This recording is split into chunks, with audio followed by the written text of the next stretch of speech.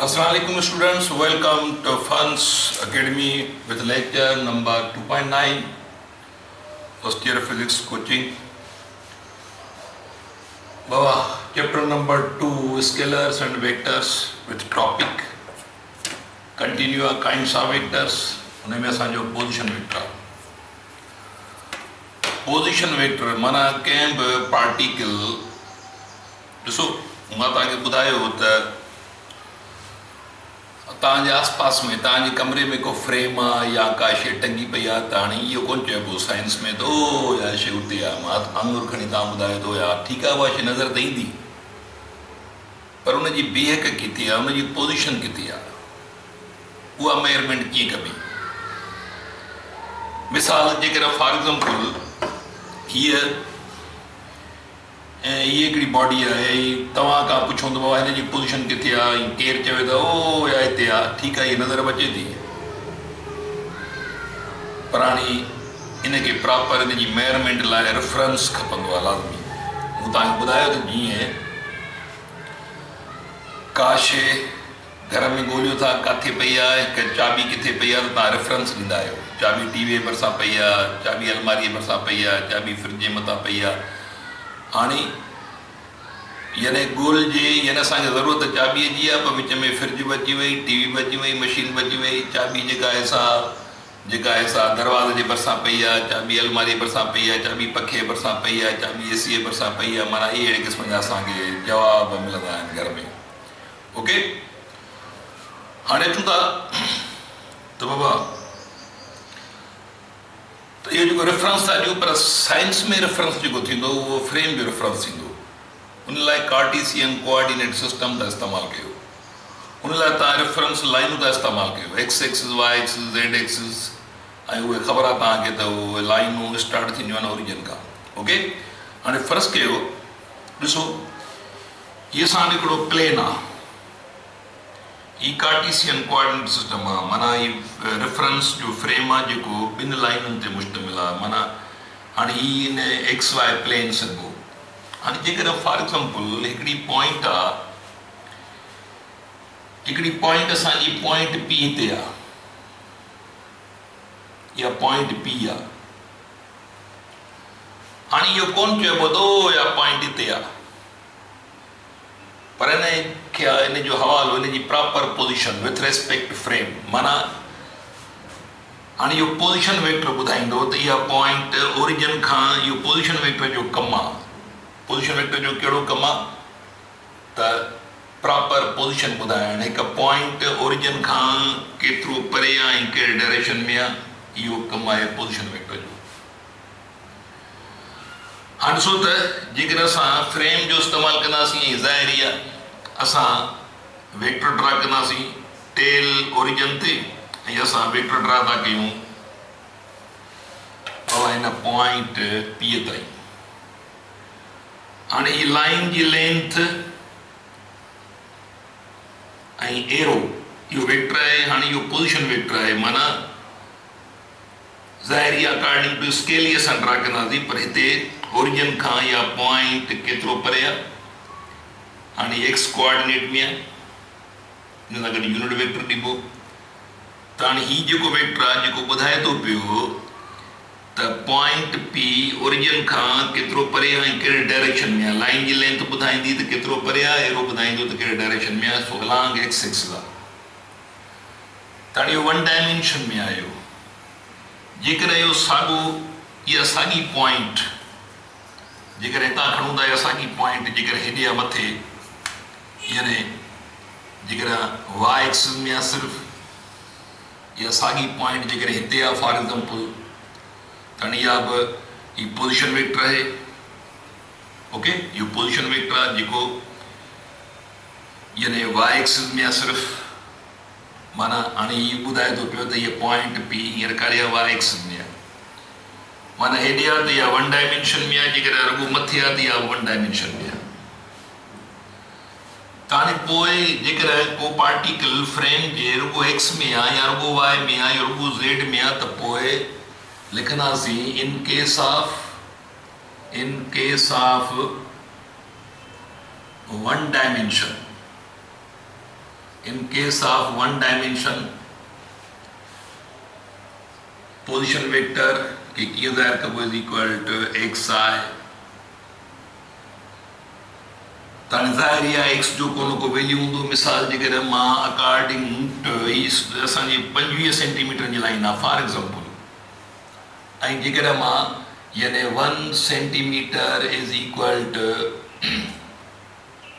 1 centimetre is equal to 1 metre मिसाल मां scale तो ठाहियां त इन जो मतिलबु आहे त हाणे छा थियो वञे हाणे हीअ 25 सेंटीमीटर लाइन जेकर फर्ज़ कयो माना हीअ 25 आहे माना जेकर एक्स 25 आहे ऐं सेंटीमीटर में असां ड्रा कयो आहे त स्केल मुताबिक़ 1 सेंटीमीटर 1 मीटर जे बराबरि आहे त पोइ यादि रखे छॾियो त हीअ पॉइंट केतिरो परे आहे इहा पॉइंट हाणे 25 मीटर परे आहे अलॉन्ग एक्स एक्सिस माना हीअ position vector is equal to 25 metres along x axis यो प्रॉपर पोजीशन आहे ना पॉइंट की इने के राइटिंग में ही आणंदा थी बाबा याद रखे राइटिंग में ही आणंदा थी हाणे ही वेरिएबल आहे इन कोऑर्डिनेट जो वैल्यू हूंदो ही यूनिट वेक्टर आहे ऐं उन जी सिंपल पोजीशन वेक्टर जी ही आहे माना जेकर वन डायमेंशन में आहे त ओके ऐं जेकर y में त लाज़मी आहे y के लिखंदासीं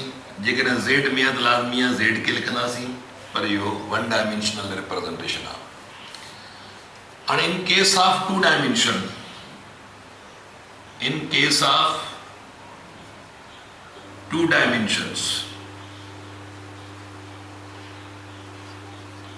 dimensions are in plane माना हाणे हिकिड़ो वेक्टर आहे जेको हिकिड़ी पॉइंट आहे जेके न प्लेन में हुजे हाणे इहा एक्स में न आहे या पॉइंट पी यानी बाबा एक्स में ना है पर किथे आहे हिते आहे किथे मिसाल ये पॉइंट पी आहे हाणे या point P in ji position माना या ओरिजिन खां केतिरो परे आहे छाकाणि जो position vector is that vector which indicates the position of a point और पार्टिकल के पॉइंट की पोजीशन या पार्टिकल की पोजीशन के लिहाज का विथ रेस्पेक्ट ओरिजिन ओ ये ओरिजिन ओ के जी origin of frame of reference frame जी जेका ओरिजिन आहे जेका स्टार्टिंग पॉइंट आहे फ्रेम जी उन खां इहा पॉइंट केतिरो परे आहे कहिड़े डायरेक्शन में आहे कहिड़ी पोजीशन ते आहे त इहो पोजीशन वेक्टर जो कमु आहे position vector is represented by R okay हाणे असां हिन पॉइंट जी पोजीशन ही न चइबो थो या पॉइंट हिते आहे पर असां प्रॉपर नमूने सां असां वटि फ्रेम आहे हवाले जो फ्रेम आहे त असां हितां लाइन ड्रा कंदासीं हीअ लाइन ड्रा थींदी हाणे असां हीअ पोजीशन वेक्टर ड्रा कयो आहे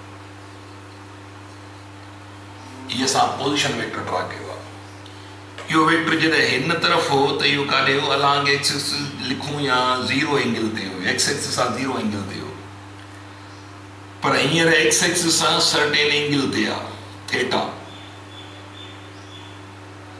हाणे ही पोजीशन वेक्टर प्लेन में आहे माना इहो यादि रखे छॾियो त हीअ पॉइंट पी एक्स में बि सॾिबी या पॉइंट पी वाई में बि सॾिबी ही कीअं मेयर कबो हीअ लाइन जी लेंथ कीअं मेयर थींदी आहे तॾहिं मेयर थींदी जॾहिं तव्हांखे कॉम्पोनेंट हूंदा कहिड़ा कहिड़ा कॉम्पोनेंट माना लाइन ड्रॉप कराइबी हेठि हिन तव्हां ॿुधायो ॾिसो हाणे कीअं था इहे कॉम्पोनेंट यूज़ थियनि हाणे जिथे लाइन ड्रॉप थी हिते क्यू ॾियो हाणे हीअ थियो वञे तव्हांजो एक्स कॉम्पोनेंट हीअ थियो वञे यानी आर जो एक्स कॉम्पोनेंट ही थियो वञे पोजीशन वेक्टर जो ही वाई कॉम्पोनेंट जो यादि रखे छॾियो हाणे हिन पोजीशन वेक्टर जो मैग्नीट्यूड कीअं लहिबो हिन जो मैग्नीट्यूड लहिबो कॉम्पोनेंट मां पर राइटिंग में हिनखे कीअं आणिबो जेकर पोजीशन वेक्टर ॿिनि डायमेंशन में आहे त पोइ पोजीशन वेक्टर हाणे हिन जा कॉम्पोनेंट हिकिड़ो एक्स जो वैल्यू आहे ॿियो वाई में वैल्यू आहे हिकिड़ो एक्स में वैल्यू आहे एक्स आहे प्लस वाई जे त हाणे याद रखी छो जेकर तक एक्स मिलियल वाई मिलियल तो ये पोजिशन वेक्टर की लेंथ या लेंथ कियल भी हाँ राइटिंग में तो ये आणबो पर इन जो मैग्नीट्यूड कियल वो पैथागोरस थ्योरम मैग्नी ॾिसो हाणे कीअं था असां इस्तेमालु कयूं वेक्टर अलजेब्रा त magnitude of position vector R will be the लिखंदासीं in this case in a case में magnitude of position vector R will be माना जेकर ॿिन डायमेंशन में आहे त पोइ हिन जी लेंथ हिन लाइन जी लेंथ हिन उसूल तहत माना magnitude of position vector is equal to Pythagoras theorem जो करे आयासीं एक्स कंपोनेंट स्क्वायर याद रखिजो त रूट में अंदर जो सो रूट में अंदर असां आय न ॾींदासीं ठीक है असांखे सिर्फ़ लाइन जी लेंथ थी खपे एक्स माना इन साइड जो स्क्वायर प्लस माना बेस जो स्क्वायर प्लस परपेंडिकुलर जो स्क्वायर माना वाई कंपोनेंट जो स्क्वायर तो जेकर को वेक्टर का पॉइंट प्लेन में होंगी तो उनकी पोजिशन वेक्टर की लेंथ याद रखिजो तो ही पैथागोरस थ्योरम इस्तेमाल करो पर जेकर सिर्फ एक डायरेक्शन में आहे तो सिर्फ तव्हां मैग्नीट्यूड कियल हूंदो इहो साॻियो ई माना एक्स आहे पोइ रूट में रखण जी ज़रूरत कान्हे का जेकर रूट में रखंदो त ॻाल्हि साॻी थींदी जेकर रूट में रखंदो त तव्हां इज इक्वल टू सिर्फ एक्स के ही रखंदो ओके इन में पोइ त असां एक्स स्क्वायर कंदासीं त पोइ ॻाल्हि साॻी थींदी माना हिन स्क्वायर ख़तमु थी वियो माना वरी साॻी प्लेन में अची वेंदी मैथमेटिकली हिन ते को असरु कोन पवंदो उन करे जेकर वन डायमेंशन में आहे त हीउ सिंपल इस्तेमालु कबो ॿिनि डायमेंशन में आहे त पोइ कंपोनेंट इस्तेमालु थींदा in position vector ji length लहण लाइ हाणे रुगो पोजिशन वेक्टर जी लेंथ ना आहे पर पोजिशन वेक्टर जो डायरेक्शन बि आहे एंगल बि आहे त हिन पोजिशन वेक्टर जी एंगल कीअं लहंदासीं and direction of position vector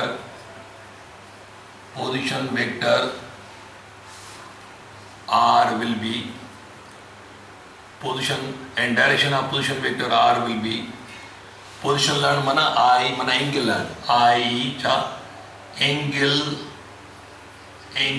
theta with x axis sama angle learn mana x axis angle learn ye angle learn direction ये ज्योमेट्रिकल डायरेक्शन है माना डायरेक्शन लेन माना एंगल लेन एक्स एक्सिस हाणे वो फार्मूला असां करे आयासीं रेजोल्यूशन कंपोजिशन में बिन डायरेक्शन में प्लेन में वेक्टर उन जी एंगल लेन लाइ कंपोनेंट में एंगल लेंदासीं थीटा इज इक्वल टू बाबा tangent inverse y component upon x component ये फार्मूलो इस्तेमाल थी तो पोजिशन वेक्टर जो मैग्नीट्यूड कंपोनेंट इस्तेमाल थींदा वरी कंपोनेंट में डायरेक्शन मिलाबो वाई कंपोनेंट ले लंदो एक्स कंपोनेंट तव्हां टेंजेंट इनवर्स में वैल्यू ॾिसी जेको बि एंगल हूंदी वो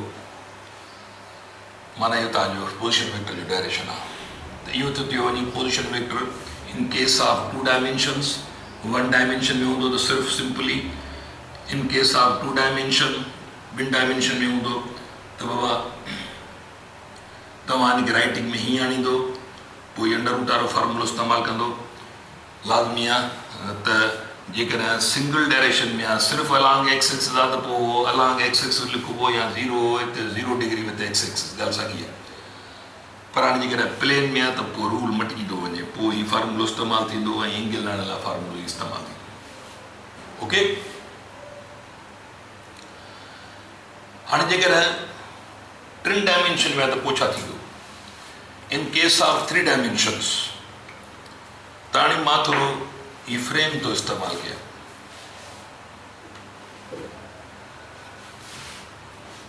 ये असांजो फ्रेम आहे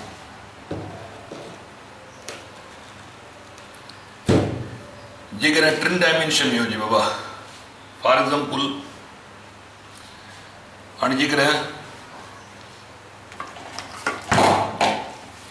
पॉइंट जेकॾहिं हेॾे आहे, मिसाल हीअ असांजी हिकिड़ी बाडी आहे, हिते पई आहे त पोइ इहा सिर्फ़ु एक्स में आहे, पर इहा जेकॾहिं हिते पई आहे त पोइ इहा छा आहे, पोइ ज़ाहिर इहा प्लेन में आहे। माना हाणे हीअ इंक पार्ट,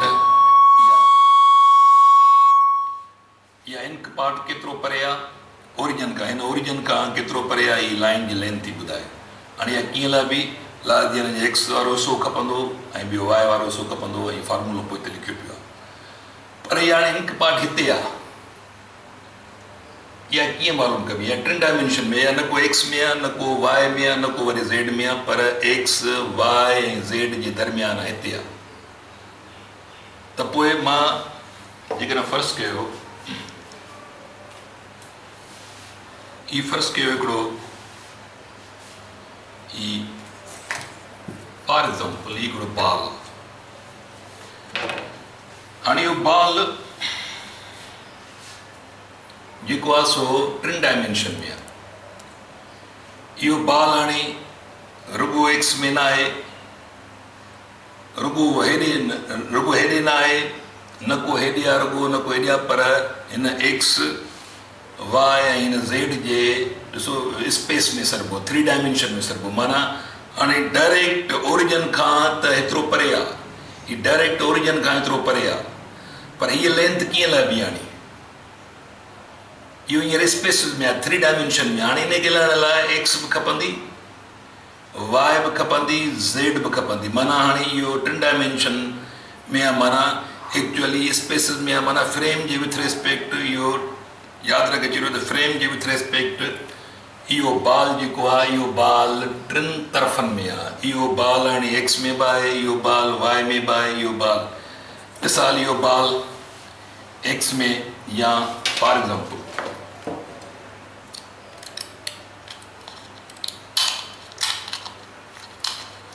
हाणे इहो बॉल बाबा जेकॾहिं मेजरमेंट कयूं त इहो बॉल एक्स में केतिरो परे आहे, फॉर एग्ज़ाम्पल हाणे इहो मिसाल एक्स में, इहो फॉर एग्ज़ाम्पल 13 सेंटीमीटर एक्स में आहे। वरी मथे था कयूं हिनखे त इहो तक़रीबन इहो माना 11 सेंटीमीटर इहो वाए में आहे, मथे हेॾे।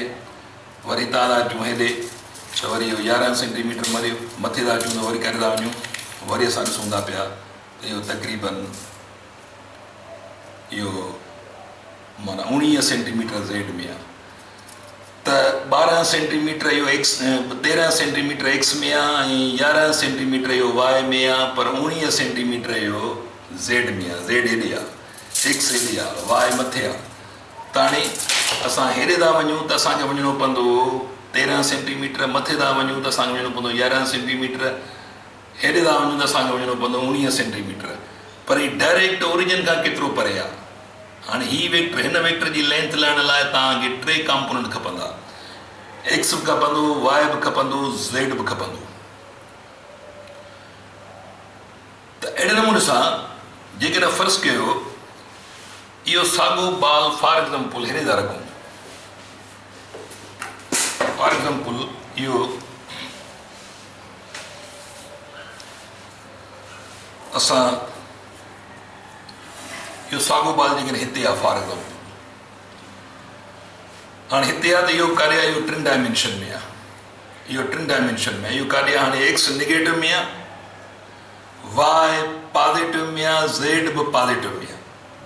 सिर्फ़ु एक्स नेगेटिव, इहो एक्स जो वैल्यू खपंदो, वाए जो वैल्यू खपंदो, असांखे ज़ेड जो वैल्यू खपंदो। त एक्स बि खपे, वाए बि खपे, ज़ेड बि खपे।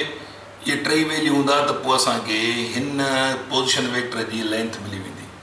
हाणे हीअ पोज़ीशन वेक्टर आहे जेको ॿुधाए थो पियो त फ्रेम जे ओरिजिन खां इहो बॉल केतिरो परे आहे ऐं कहिड़े डायरेक्शन में आहे।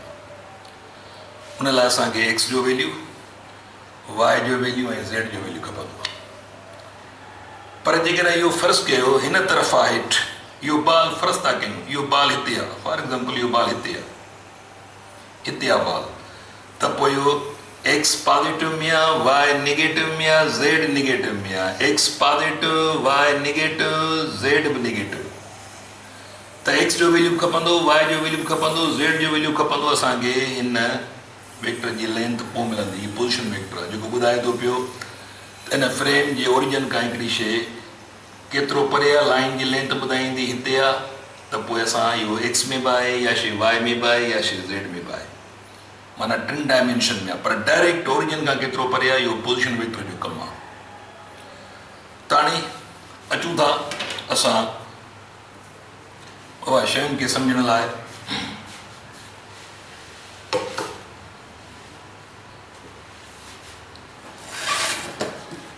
त असां बोर्ड जो सहारो था वठूं वरी ऐं ॾिसो, जेकॾहिं इन केस ऑफ 3 डायमेंशन आहे त लिखूं था इन केस ऑफ 3 डायमेंशन्स।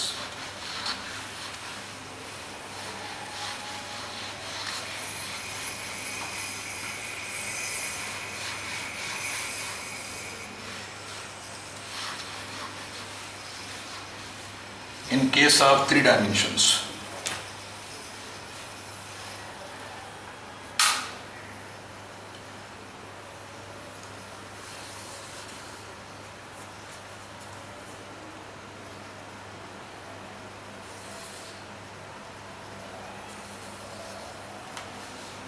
बाबा जेकॾहिं 3 डायमेंशन में इहो 3 डायमेंशन असां जेको बेसिकली इन तरफ़ आहे। हाणे ये एक्स एक्सिस, ये वाई एक्सिस, ये ज़ेड एक्सिस आम तौर ईअं ड्रा कंदा आहियूं। ओके, आम तौर X axis, Y axis, Z axis असांजे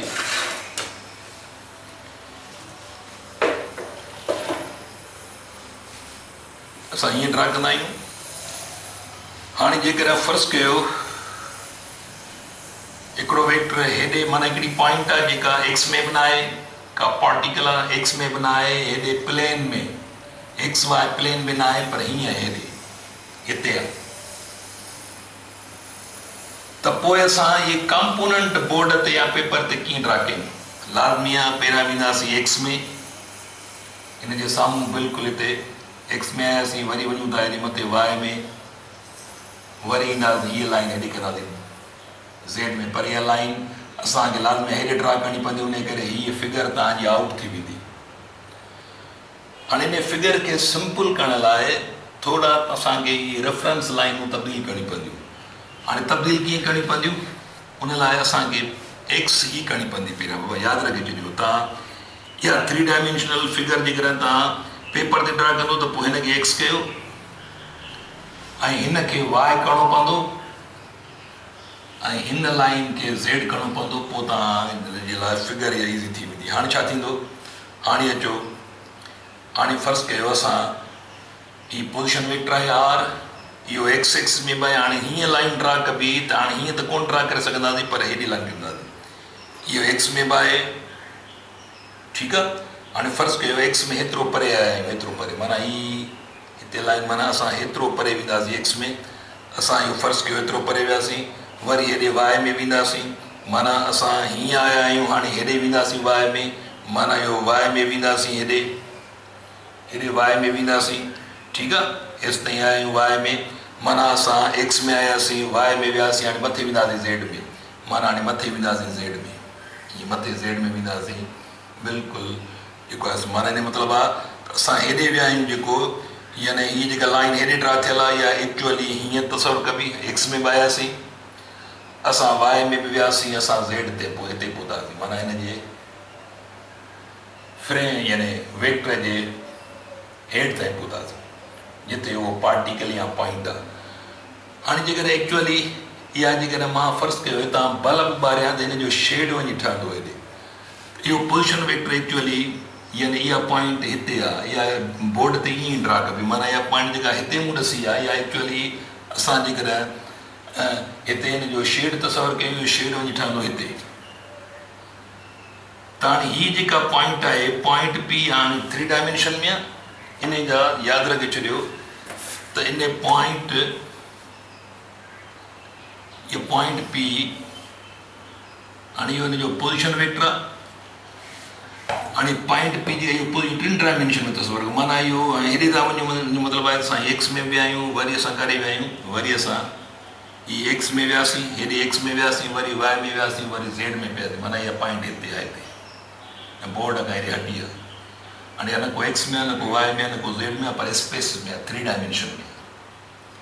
त हाणे हीअ पोज़ीशन वेक्टर हिन जी लेंथ कीअं लहिजे, हिन जी लेंथ लहण माना हिते जेका पॉइंट आहे उहा डायरेक्ट केतिरो परे आहे, इहो पोज़ीशन वेक्टर। हुन लाइ एक्स बि खपे, वाई बि खपे, ज़ेड बि खपे। एक्स बि खपे, वाई बि खपे, ॿियो छा बाबा, माना हुन लाइ असांखे एक्स जो वैल्यू खपे। उन खां पोइ हितां असांखे छा खपे, एक्स खां पोइ असांखे हेॾे हीअ वाई जो वैल्यू आहे, वाई जे वैल्यू खां पोइ छा आहे असांजो, वाई जे वैल्यू खां पोइ असांखे लाज़मी आहे हेॾे मथे वरी इहो ज़ेड जो वैल्यू थींदो हेॾे मथे।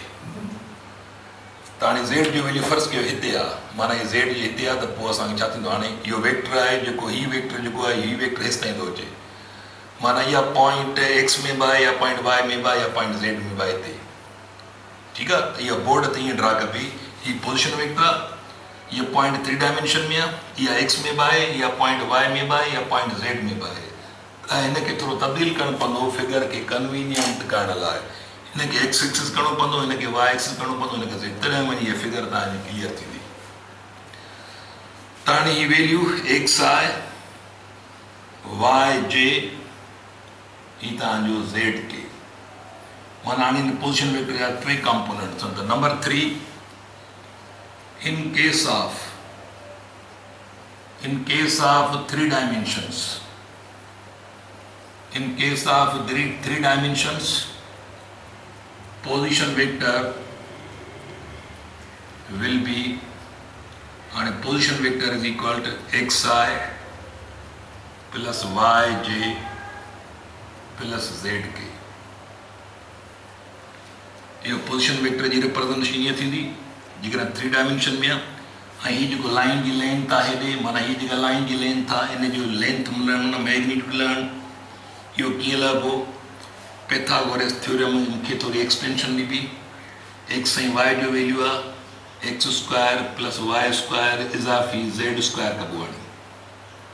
ओके, एक्स में केतिरो परे आहे, वाई में केतिरो परे आहे, ज़ेड में केतिरो परे, 3 कंपोनेंट मिलंदा, टिनी जो स्क्वायर कबो, सम कबे, रूट कढबो, त तव्हांखे डायरेक्ट ओरिजिन खां केतिरो परे आहे इहा लेंथ मिलंदी। पर हाणे हिन पोज़ीशन वेक्टर जो 3 डायमेंशन में जेको एंगल लहण जो फॉर्मूला आहे, जेका एंगल लहण जो तरीक़ो आहे, उहो तव्हां खां बियान आहे। इहो हायर क्लासिस में BSc लेवल जो तव्हांखे सिर्फ़ु जेका 3 डायमेंशन में हूंदो पोज़ीशन वेक्टर, त सिर्फ़ु तव्हांजे बुक में, माना तव्हांजे कोर्स मुताबिक़ सिर्फ़ु लाइन जी लेंथ, पोज़ीशन वेक्टर जो मैग्नीट्यूड, बाक़ी पोज़ीशन वेक्टर जो direction in case of 3 dimension, उहो तव्हांजी अप्रोच खां फ़िलहाल बियान आहे। ओके, उनखे असां डिस्कस न कंदासीं। हा प्लेन में आहे त पोइ जीअं theta is equal tangent and Y upon X, पर 3 डायमेंशन में आहे त सिर्फ़ु तव्हांखे पोज़ीशन वेक्टर जो मैग्नीट्यूड लहण अचे तव्हांखे। त अहिड़े नमूने सां हीअ तव्हांजो बाबा पोज़ीशन वेक्टर जेको आहे सो, त पोज़ीशन वेक्टर जो कमु कहिड़ो आहे, पोज़ीशन वेक्टर जो कमु आहे to indicate the position of a point or particle with respect to origin of frame of reference. Okay, तो यो असां लिखियो आहे position vector is that vector which indicates the position of a point or particle with respect to origin of frame of reference. Position vector is represented by R. त असां 1 dimension में हूंदो त पोइ उहो असां ॾेखारियो 2 डायमेंशन में उनजो मैग्नीट्यूड ऐं डायरेक्शन कीअं लॻो, 3 डायमेंशन में सिर्फ़ु मैग्नीट्यूड कीअं लॻो, डायरेक्शन सां तालुक़ु न आहे फ़िलहाल तव्हांजो। त इहो तव्हांजो पोज़ीशन वेक्टर जंहिंजो कमु आहे कंहिं बि पार्टिकल, पॉइंट या कंहिं बि बॉडीअ जी फ्रेम जे ओरिजिन जे विथ रेस्पेक्ट, माना उहा शइ फ्रेम जे ओरिजिन खां केतिरो परे आहे ऐं कहिड़े डायरेक्शन में आहे, इहो कमु कंहिंजो आहे पोज़ीशन वेक्टर जो। त असां अचूं था वरी next, equal vectors. Equal vectors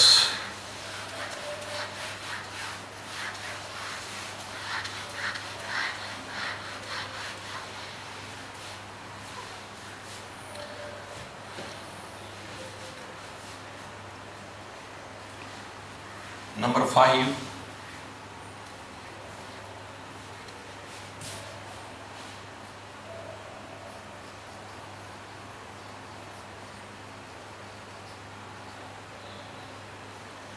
equal vectors. Our two vectors having same magnitude and same direction are called equal vectors. Two vectors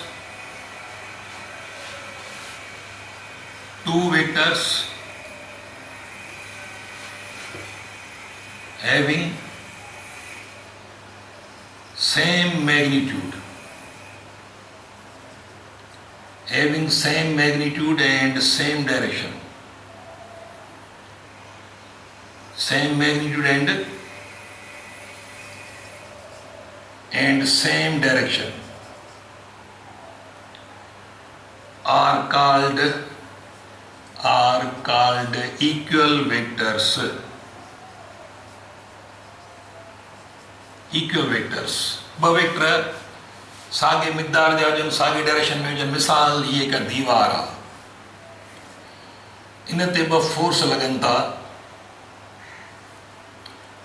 हिकिड़ो फोर्स F1 आहे 20 न्यूटन ऐं ॿियो फोर्स ॿिए पॉइंट ते आहे, हीअ F2 आहे, इहो बि 20 न्यूटन आहे. हाणे ॾिसो ॿिन्ही फोर्सिस जो डायरेक्शन बि साॻियो आहे, मिक़दार बि साॻियो आहे, उन करे F1 is equal to F2. Now both vectors are equal vectors. फर्ज़ कयो हिकु टेबल आहे, उते हीअ हिकिड़ी पथर पियो आहे, हीअ हिकिड़ो सिलेंडर पियो आहे, ॿिन्ही जो वज़न साॻियो आहे. W1 is equal to 15 kg, माना फर्ज़ कयो हिन जो, ऐं हीअ बि जेको आहे इज़ इक्वल टू, माना फॉर एग्जाम्पल हिन जी वेट आहे 15 न्यूटन ऐं हिन जी वेट बि, सिलेंडर जी वेट बि केतिरी आहे, W2 is equal two 15 Newton. त ॿिन्ही जी जेका वेट वेक्टर क्वांटिटी आहे, माना weight is equal to W1 is equal, माना ॿई इक्वल वेक्टर्स आहिनि. वेट जी सूरत में ॿई बराबरि वेक्टर आहिनि. मिसाल जेकॾहिं फर्ज़ कयो हीउ हिकिड़ो रस्तो आहे, हिकिड़ी कार वञे थी पई हिन डायरेक्शन में, रफ़्तार केतिरीअ सां, 12 मीटर पर सेकंड सां. ॿी बि कार आॾो वञे थी पई, हिन जी रफ़्तार बि केतिरी आहे, साॻी डायरेक्शन में 12 मीटर पर सेकंड. त हाणे ॿिन्ही कारुनि जी रफ़्तार जो डायरेक्शन बि साॻियो आहे, मिक़दार बि साॻियो आहे, उन करे ॿई वेक्टर जेके आहिनि W1 W2 R equal vectors. इहे ॿई इक्वल वेक्टर्स आहिनि. ओके, पोइ भली ॿ हुजनि, टे हुजनि, मेनी हुजनि, जेकॾहिं सभिनी वेक्टरनि जो मिक़दार ऐं जेको आहे सो मिक़दार ऐं डायरेक्शन जेकॾहिं साॻियो आहे त उहे सभई इक्वल वेक्टर्स आहिनि. यादि रखिजो. त इहे चंद मिसाल आहे इक्वल वेक्टर जा. हाणे मिसाल इहे ॿ पेनूं आहिनि, ॿिन्ही पेनुनि खे मां छॾियां थो, त ॿिन्ही जी एक्सेलरेशन वेक्टर क्वांटिटी आहे, ॿिन्ही जी एक्सेलरेशन साॻी हूंदी, त माना इहे एक्सेलरेशन जी सूरत में ॿई इक्वल वेक्टर्स आहिनि. त इहो तव्हांजो बाबा इक्वल वेक्टर्स जा मिसाल आहिनि. त हिनखे ग्राफिकली तव्हां ॿ इक्वल वेक्टर्स, ही वेक्टर A1 आहे, ही वेक्टर A2 आहे, त डायरेक्शन साॻियो आहे, मैग्नीट्यूड साॻियो आहे, त हिनखे असां लिखंदासीं A1 is equal two A2. इहे ॿई इक्वल वेक्टर्स आहिनि. Two vectors having same magnitude and same direction are called equal vectors. इहे तव्हांखे मूं एग्ज़ाम्पल बि ॾिना. त असांजो लेक्चर बाबा हिते पूरा कयो. वरी ॿिए लेक्चर सां तव्हां सां गॾु हूंदासीं. त हिननि शयुनि खे तव्हां चेक कंदा रहो, मुसलसिल हिन सां टच में रहो, हिन में तव्हांजो फ़ाइदो आहे. ऐं असां हीउ चैप्टर पूरो करे वरी टेस्ट बि कंदासीं. उन करे पाण खे जेको आहे सो अपडेट रखो. पंहिंजो ख़्यालु कजो. अल्लाह हाफ़िज़.